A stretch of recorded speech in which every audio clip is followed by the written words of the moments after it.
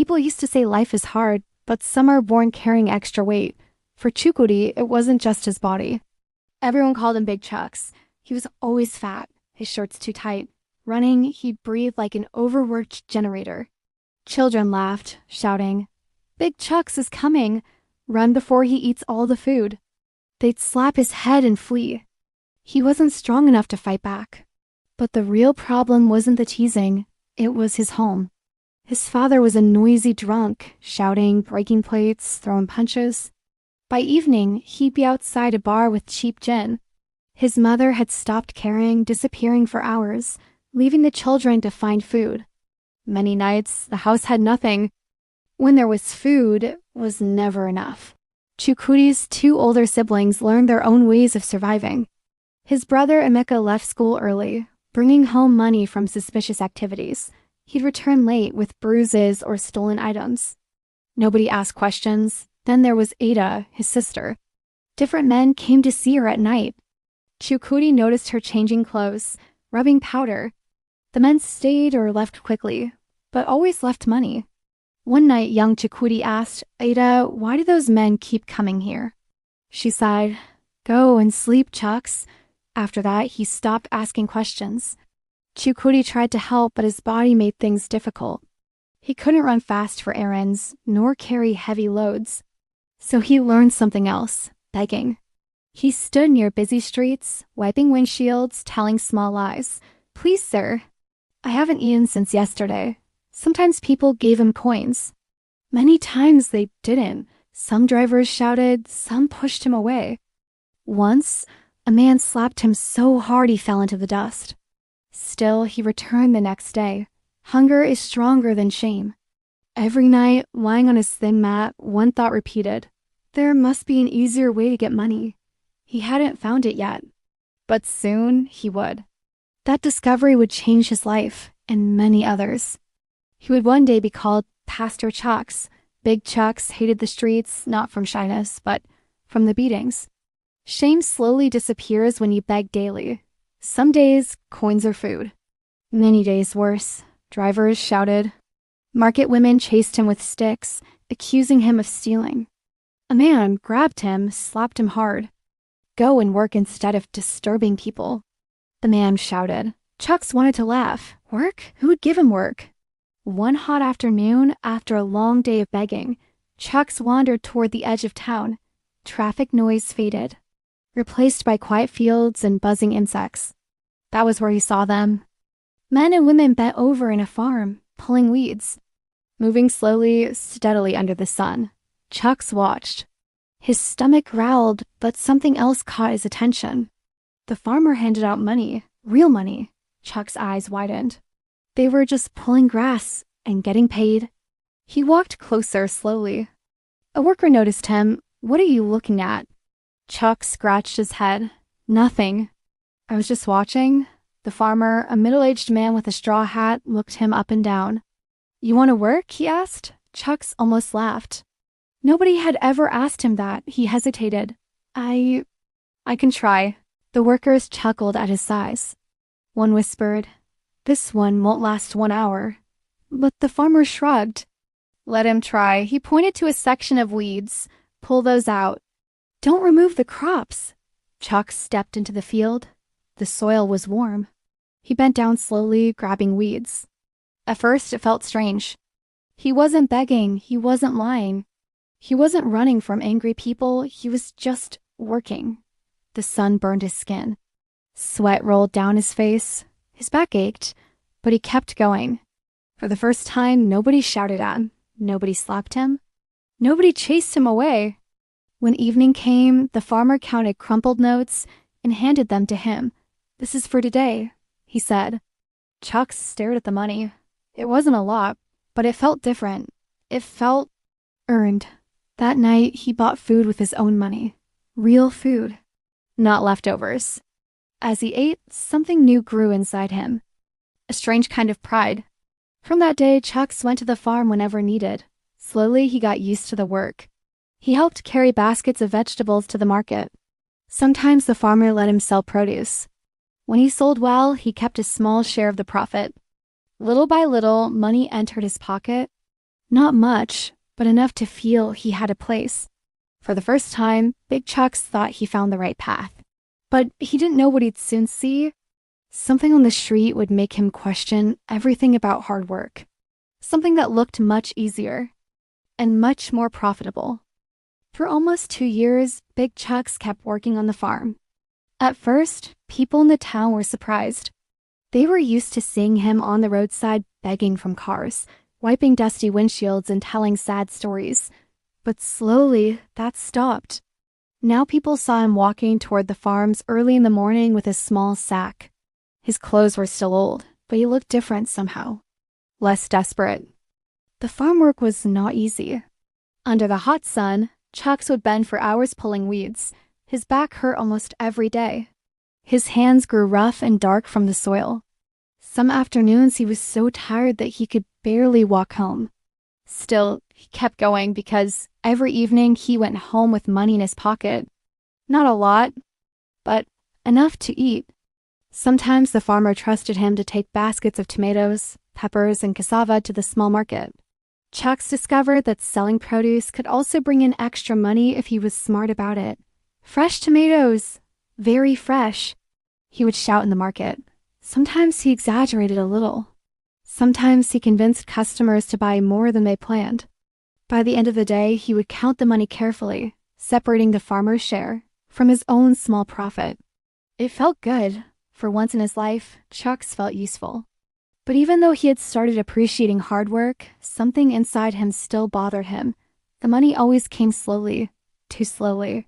He would spend a whole day working under the sun, and only return home with a small amount. Meanwhile, in town, he saw people spending money freely. Sometimes he wondered how they got it. The answer came to him one afternoon in the most unexpected way. Chuks had finished delivering vegetables to the market and was walking back through the town square. The place was unusually crowded. People were standing in a big circle around a man. Curious, Chuks pushed his way through. At the center stood a tall man wearing a white shirt and holding a microphone. His voice was loud and confident. "My brothers and sisters," the man shouted, "repent. Turn away from sin. God is watching you." People in the crowd nodded seriously. Some women began crying. Chuks frowned. What is happening here? The man continued speaking passionately, waving his arms in the air. "If you believe in God's mercy, come forward. Sow a seed of faith today." Then something strange happened. People started walking forward. One by one, they dropped money into a bowl in front of the man. Not coins, real notes. Some gave small amounts. Some gave much more. Chuks stood there confused. He watched as the bowl slowly filled with money. The preacher wasn't begging. He wasn't sweating. He wasn't even asking politely. He was just talking. Yet, people were willingly giving him money. Chuks stayed there until the gathering ended. When the crowd finally dispersed, he stood under a tree, thinking deeply. That day, he had worked for hours selling vegetables just to earn a small amount. But this man had spoken for maybe 30 minutes, and people had poured money into his bowl. Chuks scratched his head. Something didn't make sense. Later that night, lying on his mat, the thought refused to leave. When I begged on the streets, people beat me. When I asked for food, people insulted me. But that man simply talked. And people gave him money happily. Chuks stared at the dark ceiling. Then he whispered quietly to himself, "Why?"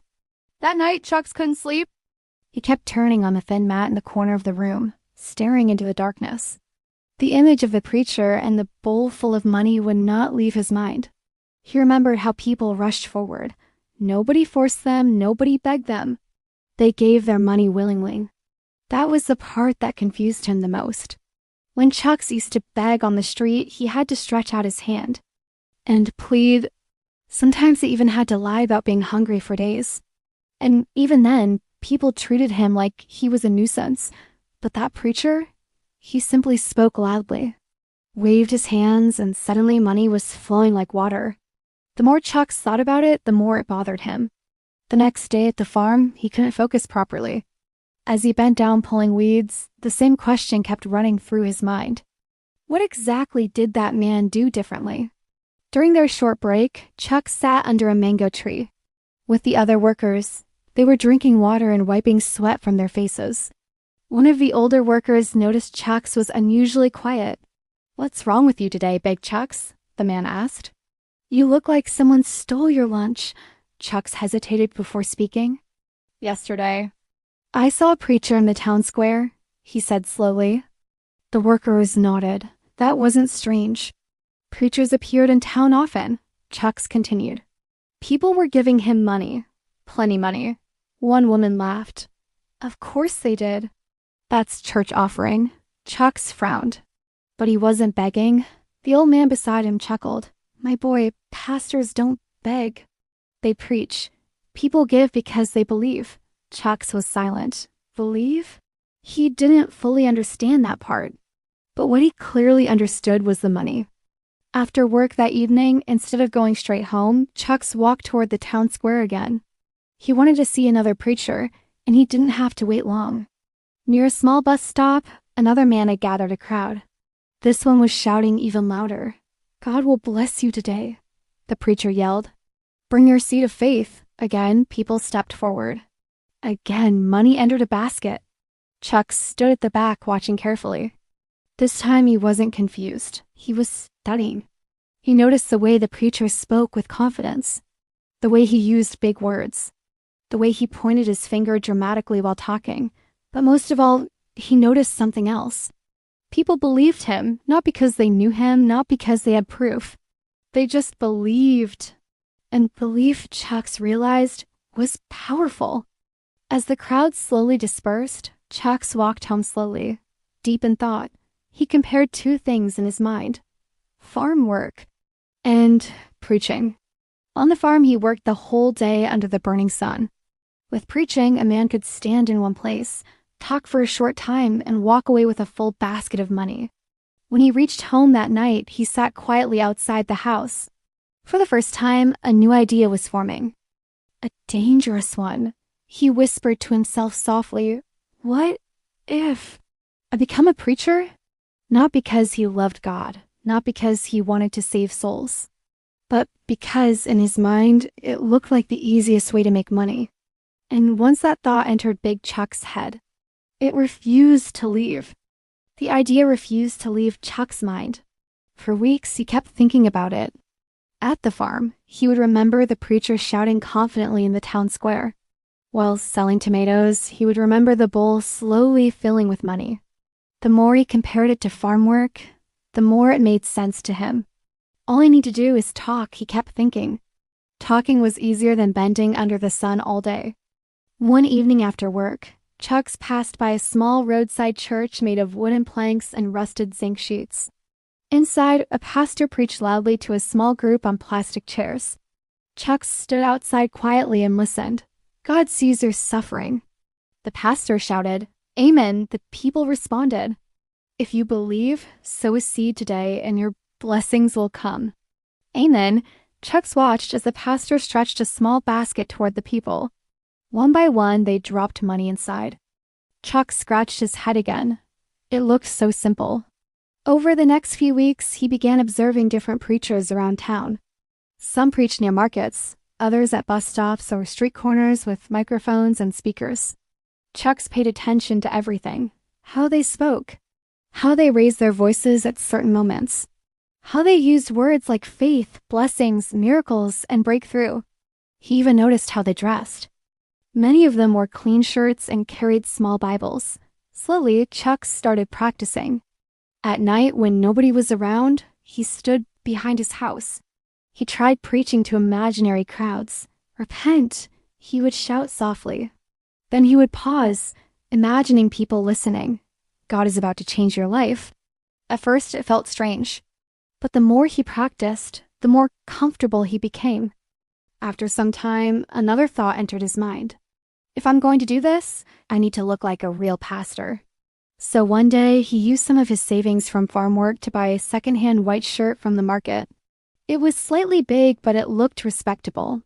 He also bought a small Bible from a roadside seller. The words inside didn't mean much to him yet.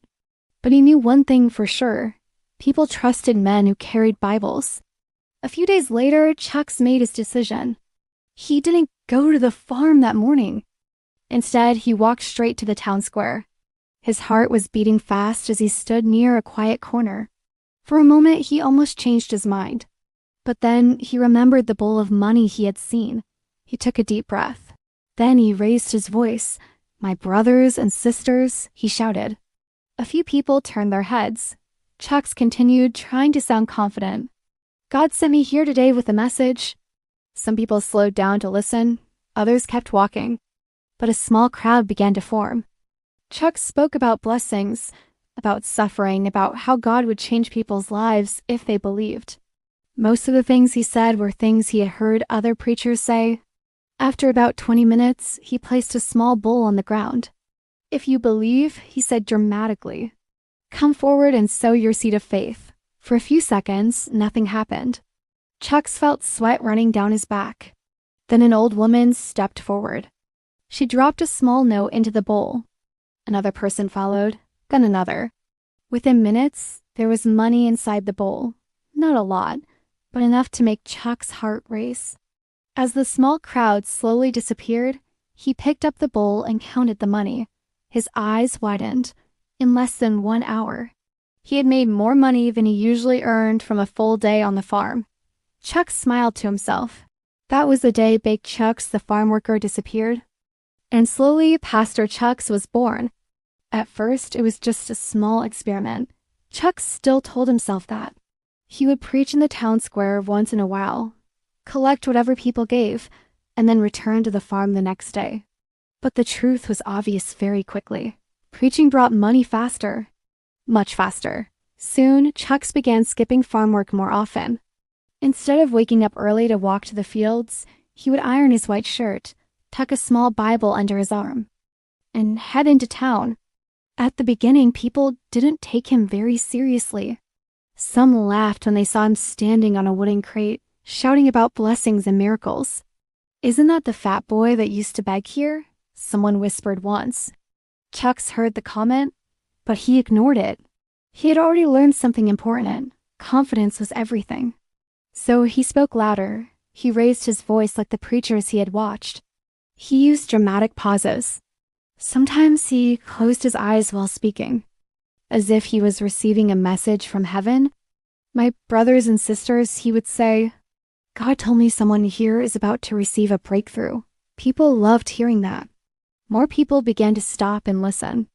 Then one afternoon, something happened that changed everything. During one of his street preachings, a woman stepped forward crying. She said she had been sick for months. Chuks had no idea what to do, but he had seen other pastors perform prayers like this. So he placed his hand on her head and spoke loudly. "In the name of God, be healed." The crowd went silent. The woman closed her eyes and began shaking slightly. After a few seconds, she opened them and started shouting, "I feel better. I feel better." The crowd exploded with excitement. Some people clapped. Others shouted praises. Chuks himself was shocked. He didn't know if the woman had truly been healed or if she just believed she had. But one thing was certain. From that moment, people started seeing him differently. Word spread quickly. "The new pastor in town is powerful, he prays, and things change. He has the Spirit of God." Soon, more people began attending his street preachings. With more people came more money. The small bowl he used before was no longer enough. He started carrying a bigger offering basket. Then someone donated a small speaker and microphone, so more people could hear him. Chuck's confidence grew with every passing month. Within 2 years, he had gathered a regular group of followers. Some of them even helped him rent a small building to start a church. They called it Fire of Salvation Ministry. Plastic chairs filled the room. Loud music played before every service. People danced, clapped, and shouted prayers. And at the center of it all stood Pastor Chuks, well-dressed, well-fed, and very respected. People came to him with their problems: sickness, poverty, marriage issues, business troubles. Chuks prayed for them all. Sometimes he gave advice. Sometimes he simply told them to have faith and bring a seed offering. The church grew bigger every year. Money flowed in every Sunday. But there was something nobody knew, not even his most loyal followers. Pastor Chuks had never truly changed. Deep inside, he was still the same boy who once stood on the street begging. The only difference now was that he had found a smarter way to collect money, and even after years of preaching, he still didn't believe the words he was saying. But someone, somewhere, was starting to notice small things that didn't add up. And that person was a woman who trusted her instincts more than loud sermons. Her name was Mama Ifunanya, and one day, she would become the biggest problem Pastor Chuks had ever faced. As the years passed, Fire of Salvation Ministry became one of the most talked about churches in the town. Every Sunday, the place was packed. People came from nearby streets, villages, even towns just to hear Pastor Chuks preach. The fat boy who once begged on the roadside now stood behind a large wooden pulpit wearing expensive suits and shiny shoes. When he spoke, the crowd listened. When he prayed, people shouted, "Amen." When he said, "God told me," nobody questioned it. Many people believed he had special power. Some said he could see into the future. Some said he could break curses. Others said he had healed sickness that doctors could not cure. But there was one woman who was not impressed. Her name was Mama Ifunanya. She was a quiet woman in her late 40s who sold vegetables in the market. Most people knew her as a hardworking widow. But there was something most people didn't know. Mama Ifunanya had a very sharp mind. Long before she started selling vegetables, she had worked as an assistant to a private investigator in another town. Life had taken her in a different direction later, but one thing had never left her: her ability to notice things. And when she first attended Pastor Chuck's church, something immediately felt wrong. At first, she couldn't explain it. Everything looked perfect on the surface. The church was lively, the music was loud, the people were happy, and Pastor Chuck spoke with great confidence. But Mama Ifunanya noticed small details others ignored. Sometimes his stories didn't add up. Sometimes he made promises that sounded too easy. "Give your seed today," he would say, "and before the end of the week, your life will change." The crowd would clap.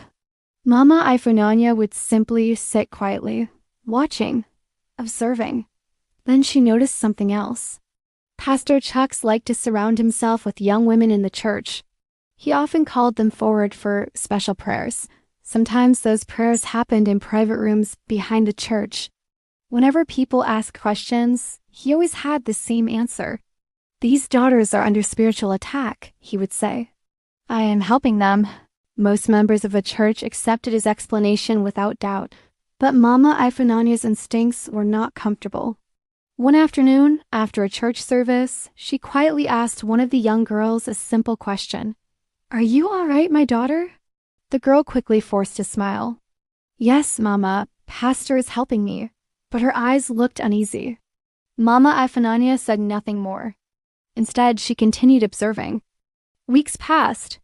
Then, one evening her daughter, Amara, came home looking troubled. She dropped her bag on the table and sat down heavily. Mama Ifunanya noticed immediately. "What happened?" she asked. Amara hesitated. "It's about Pastor Chuks," she said quietly. Mama Ifunanya's attention sharpened instantly. "What about him?" Amara looked around nervously before speaking again. "Mama, something is not right in that church." Mama Ifunanya felt a cold feeling in her stomach. For months she had suspected something was wrong. Now her daughter was confirming it. But she didn't yet know how deep the problem went. And she didn't know that the truth behind Pastor Chuks was far darker than simple lies. Much darker than anyone in the church could imagine. That evening, Mama Ifunanya sat quietly across from her daughter. The kerosene lamp between them flickered softly, casting shadows on the wall. Amara looked nervous. She kept rubbing her hands together like someone trying to warm them up. Mama Ifunanya spoke gently. "Tell me what is going on." For a moment, Amara didn't answer. Then she lowered her voice. "Mama, Pastor Chuks is not the man people think he is." Mama Ifunanya didn't look surprised. She had suspected something for a long time, but hearing it from her own daughter made her heart heavy. "What did he do?" she asked calmly. Amara hesitated again before speaking. At first, he called some of the young women in the church for special prayers, she said. He said we were under spiritual attack. Mama Ifananya nodded slowly. She had seen that many times. But the prayers were always in his office, Amara continued. He told us not to tell anyone because people would not understand spiritual matters. Mama Ifananya's eyes narrowed. And Amara swallowed. One day he asked me to come for a prayer session after everyone had left the church. Mama Ifananya felt her chest tighten, but she kept her voice steady. What happened? Amara looked down at the table. He started praying at first, she said quietly. But then he began saying strange things. That some demons only leave through special spiritual cleansing. Mama Ifananya's hands slowly clenched. And he said I had to trust him. The room went silent for a moment. Amara continued speaking, her voice shaking slightly. I got scared and left before anything happened. Mama Ifananya leaned back slowly in her chair. Her mind was already working. Every detail, every pattern, everything was beginning to make sense. But Amara wasn't finished. There's more, she said. Mama Ifananya looked at her again. Some of the other girls didn't leave like I did, Amara whispered. Some of them believed him. The words hung in the air like heavy smoke. Mama Ifananya felt anger rising slowly inside her. But anger alone was not enough. She needed proof. Because she already knew something about crowds. Crowds love their heroes. And Pastor Chuks had become a hero to many people in the town. If she accused him without evidence, no one would believe her. In fact, they might even attack her for speaking against a man of God.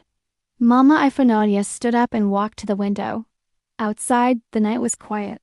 After a long moment, she turned back to her daughter. Did he threaten you? She asked. Amara nodded slowly. He said if anyone spoke against him, they would be cursed. Mama Ifananya almost smiled. She had heard that trick before. Fear was a powerful weapon. And Pastor Chuks was using it well, but he had made one mistake. He had crossed the wrong woman. Mama Ifananya walked back to the table and placed her hand gently on her daughter's shoulder. Don't worry, she said calmly. We are going to find the truth. Amara looked at her mother with concern. Mama, people believe him. What if nobody listens?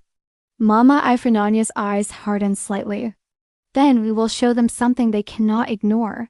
Because by that night, Mama Ifananya had already made a decision. She was going to investigate Pastor Chuks. Quietly, carefully. And when the truth finally came out, the whole town would see the man behind the pulpit for who he really was. Mama Ifananya did not rush. She knew people like Pastor Chuks survived because they were careful. If she made one wrong move, he would hide everything and make her look like a liar. So she watched. For weeks, she attended every church service like a normal member. She sat quietly, clapped when others clapped, and bowed her head when people prayed. But her eyes were always open. She noticed how Pastor Chuks chose certain young women from the congregation. Always young, always quiet ones who looked nervous when he called them forward. My daughter, come, he would say gently. The Spirit is showing me something about your life. The crowd would murmur with excitement. Mama Ifananya watched carefully. After the service, those girls were often asked to remain behind for special prayers. Sometimes they came out smiling. Sometimes they came out looking confused. Sometimes they avoided eye contact with everyone. Mama Ifananya began speaking quietly with a few of them. At first, most refused to say anything. They were afraid. Pastor said we must not talk about spiritual matters, one girl whispered nervously. Another one shook her head quickly. If we talk, something bad will happen to us. Fear had blocked their mouths. Pastor Chuks had trained them well. Still, Mama Ifananya kept listening and collecting small pieces of information. Slowly, a disturbing picture started forming. One girl finally admitted that Pastor Chuks told her she had a spiritual husband that needed special cleansing. Another said he warned her that if she refused his instructions, her family would face terrible curses. Some girls cried when speaking. Others refused to continue the conversation once they became scared.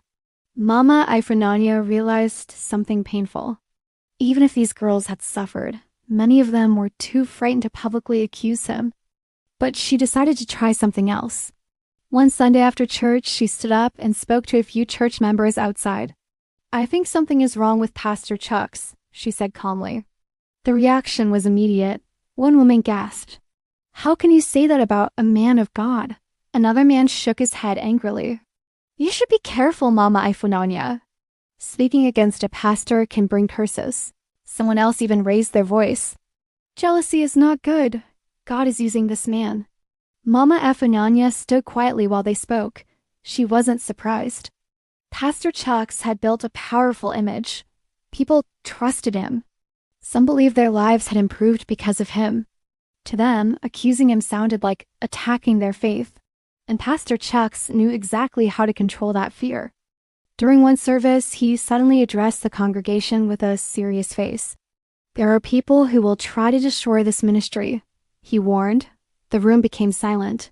"The devil uses people to spread lies about men of God." People nodded. "But I tell you today," he continued loudly, "anyone who attacks this church will face divine judgment." A wave of murmurs filled the room. Many members looked frightened. Mama Ifunanya sat quietly in her seat, listening. She knew that message was meant for her. Pastor Chuks might not have known exactly what she was doing, but he could sense danger. So he used the one weapon that always worked: fear. After the service, several members even came to warn Mama Ifunanya. "You should leave this matter alone," one woman whispered. Another shook her head. "No good will come from fighting a pastor." But Mama Ifunanya was not discouraged. If anything, their reactions confirmed something important. People would never believe her words alone. They needed to see the truth with their own eyes. And soon she would give them that chance. Because she had already begun planning something that Pastor Chuks would never expect. A moment when the mask would fall completely. In front of everyone, Mama Ifunanya spent weeks preparing. She moved quietly, carefully, and patiently. She talked to girls who had been too afraid to speak before. She gathered evidence, small bits at a time, and noted every strange pattern she observed. Then she made her move. One hot afternoon, she invited the congregation members, one by one, to her modest house.